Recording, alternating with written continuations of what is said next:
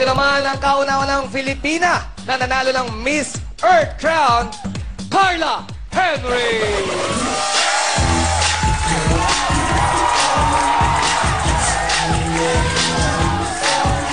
Hi! Ang ganda ko.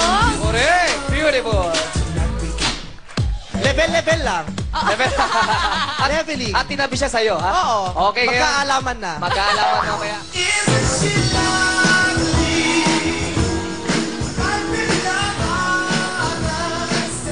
Ako to si Carla. Bakit? Mahusay siya magsalita, no? Oo yes. naman. Ine-expect ko, Inglaterra rin to at mahina sa pagtatagalog, Oo. pero na-impress ako. Ang lalim magtagal.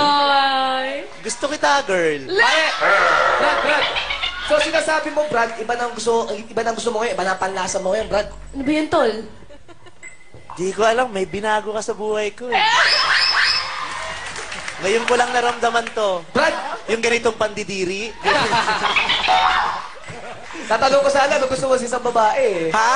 Ano gusto mo sa isang babae, Brad, eh? Marami kong... Actually, gusto ko yung mata ni Carla.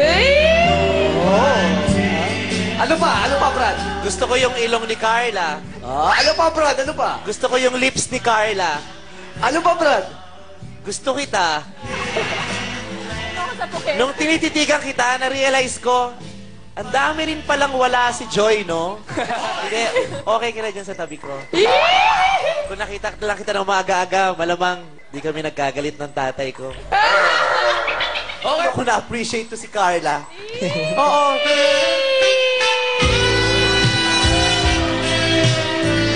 Brad!